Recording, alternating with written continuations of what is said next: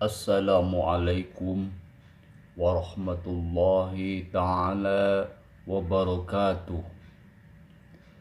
Alhamdulillahi rabbil alamin. Wabihi nasta'inu ala umuri dunya waddin. Wassalatu wassalamu ala rasulillah wa ala alihi wa sahbihi wa mawalah, amma ba'du. Faya ayyuhal hadirun ittaqullaha haqqa tuqatih wa la tamutunna illa wa antum muslimun. Faqala Allah Ta'ala fi kitabil karim, a'udzu billahi minasyaitonir rajim. Bismillahirrahmanirrahim. Wa ma arsalnaka illa rahmatan lil alamin. Al-ayah.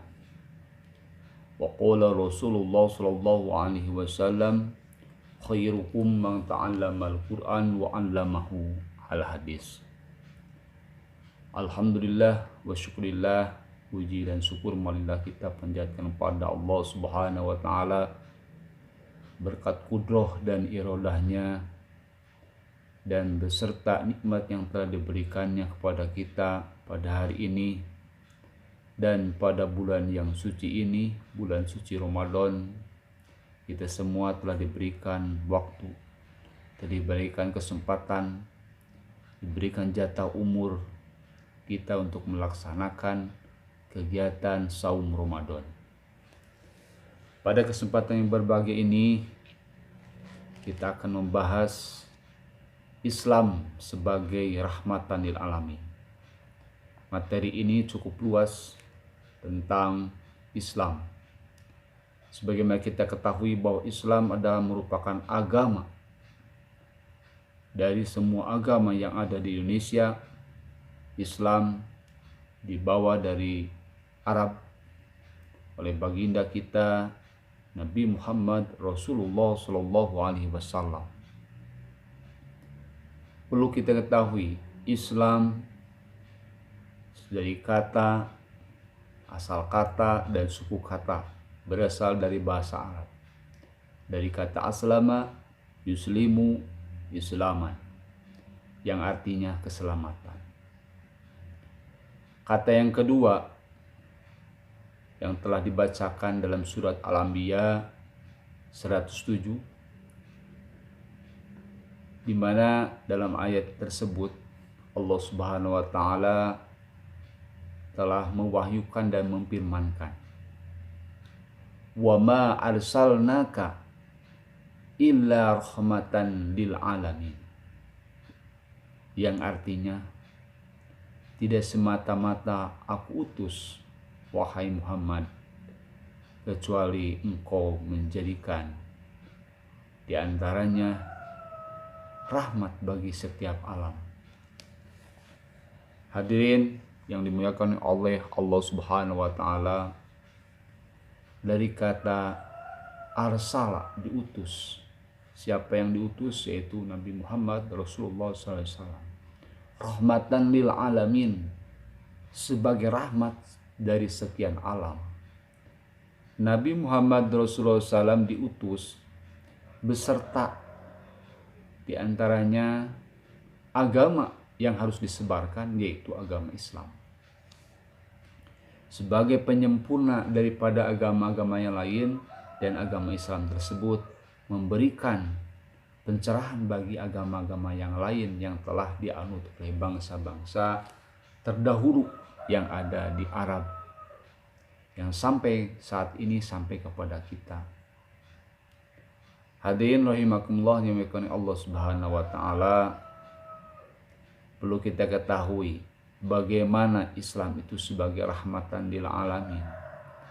Rahmatan lil alamin tadi telah jelaskan, Islamnya sebagai rahmatan lil alamin. Al-Islam itu selamat, lil alamin kasih sayang. Jadi dengan adanya agama Islam itu harus memberikan sebuah contoh yang betul-betul memberikan kasih sayang bagi pemeluknya, bagi penganutnya, yaitu kita semua sebagai di antaranya umat Rasulullah SAW harus mencontoh keteladanan ciri-ciri yang melekat pada diri Rasulullah SAW sebagai salah satu pencitraan atau pelaksanaan dari Islam itu sendiri adalah Islam sebagai rahmatan lil alamin. Untuk itu, marilah kita kaji bagaimana ciri-ciri daripada Islam yang bersifat rahmatan lil alamin, di mana baginda Rasulullah SAW telah memberikan contoh-contoh yang sangat halus, yang sangat bagus, dengan berbagai akhlakul karimah dan meninggalkan akhlakul majmumah ataupun qabihah. Salah satu ajaran Rasulullah SAW, salah satu ciri-ciri rahmatan lil alamin, yaitu salah satunya tolong menolong. Sebagaimana kita tahu, wa ta'awanu 'alal birri wat taqwa wa la ta'awanu 'alal ismi wal udwan. Maka tolong menolonglah kamu dalam kebaikan dan janganlah kamu tolong menolong dalam keburukan. Rasulullah SAW telah mencontohkan bagaimana kita sebagai sesama muslim tidak memandang satu wajah, dua agama, tiga ras, suku bangsa, akidah dalam status sosial. Kalau kita diperlukan, apalagi di saat sekarang ini serba kita membantukan orang lain, dibutuhkan dan membutuhkan orang lain. Untuk itu kita ini harus selalu membantu. Di mana Rasulullah SAW, dia selalu membantu fakir miskin, walaupun dia juga dalam keadaan miskin, tapi dia selalu membantu dan membantu. Itulah pribadi Rasulullah SAW sebagai rahmat bagi alam ini. Tidak hanya bagi manusia dalam hubungan hablum minallah dan hablum minanas, dia juga selalu diantaranya menjaga kelestarian alam ini, kelestarian daripada makhluk hidup ini. Yang kedua, contoh daripada rahmatan lil alamin dari ajaran Nabi Muhammad Rasulullah SAW, yaitu selalu kita bergotong royong, saling membantu. Selanjutnya lagi yang ketiga, menebar kebaikan, baik itu diminta dan tidak diminta. Kita selalu menjaga persatuan dan kesatuan bangsa, tidak saling ejek, tidak saling menyudutkan, tidak saling kita selalu melaksanakan kegiatan-kegiatan secara bersama-sama, tidak saling ejek, seperti itu.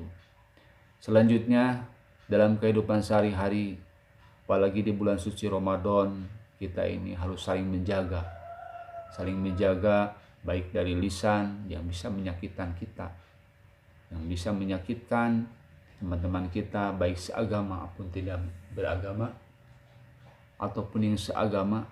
Jagalah kita, karena kita ini sedang siam atau berpuasa. Dengan puasa menahan nafsu kita, agar kita menjadi orang-orang yang nantinya selamat dunia sampai dengan akhirat. Hadirin rahimakumullah yang dimuliakan oleh Allah Subhanahu wa taala.